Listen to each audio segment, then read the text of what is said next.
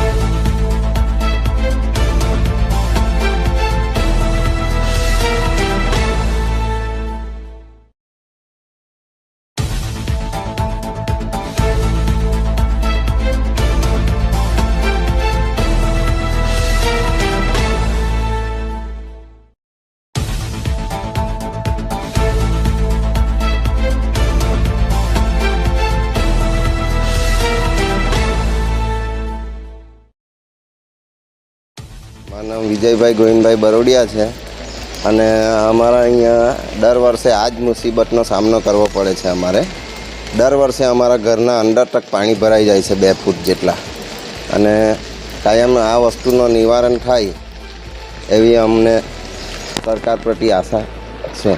પાણી ભરાવાના કારણે શું તકલીફો થાય છે? ઘણી જ તકલીફો થાય છે. એટલે બધું જ અમારું ચોકઅપ થઈ જાય. ખાવાનું અનાજથી માંડીને ગોદડા ગાદલા બી પલળી જાય છે ને ફર્નિચર પણ બધું ખરાબ જ થઈ જાય છે દર વર્ષે અમારું. ખાસ કરીને જો વાત કરીએ તો જે રીતે સોસાયટીમાં કેટલા ઘરો આવેલા છે, કેટલા લોકો રહે છે? સોસાયટી તો ઘણી મોટી છે. આ અંદાજિત એમ તો મને ચોક્કસપણે ખબર નથી પણ ઘણા બધા મોટો વિસ્તાર ગણાયા અને અહીંયા રોડની પણ સમસ્યા ખરી. રોડ લેવલ ઘણું નીચું છે અમારું અને થોડો પણ વરસાદ આવે ને એટલે અહીંયા પાણી ભરાઈ જ જાય છે. આ ઘણી મોટી સમસ્યા છે અમારી.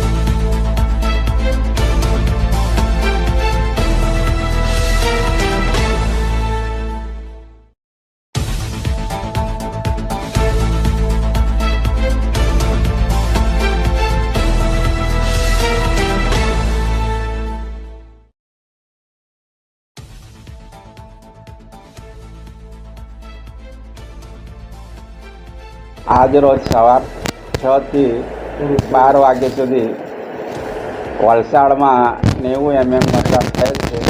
ધરમપુરમાં 55 mm વરસાદ થયેલ છે. પારડીમાં 34 mm વરસાદ થયેલ છે. કપરાડામાં 47 mm વરસાદ થયેલ છે. ઉમરગામમાં 32 mm વરસાદ થયેલ છે. વાપીમાં 112 mm વરસાદ થયેલ છે. આમ સમગ્ર જિલ્લામાં વાપી અને વલસાડમાં વધારે વરસાદ પડવાથી અંડરપાસને ગરનાળા પાણી ભરાઈ ગયા હતા, પરંતુ પાણી બંધ થતાં એ પાણીનો નિકાલ થઈ ગયેલ છે. તેમજ ગઈકાલે વાપી ખાતે છરવાડા ગામે 3 બાળકો રમજાન ખાડી છે ત્યાં ડૂબી જવાથી એમનું મૃત્યુ થયેલ છે. અમારી ડિઝાસ્ટરની ટીમ બધે નજર રાખી રહી છે. જ્યાં જ્યાં નુકસાન કે આવું કંઈ છે ત્યાં કાર્યવાહી કરવામાં આવે છે. તેમજ નુકસાનીના સર્વેને કામગીરી ચાલુ છે. જે આવીએ તે કાર્યવાહી કરવામાં આવશે. આ એનડીઆરએફની ટીમ અહીંયા છે એટલે એમ જે એનડીઆરએફની ટીમને નગરપાલિકાની ટીમ ફરીને સર્વે કરી આવ્યા છે. ત્યાં પાણી ભરાયેલા ને ત્યાં બધું હમણાં નિકાલ થઈ ગયેલ છે.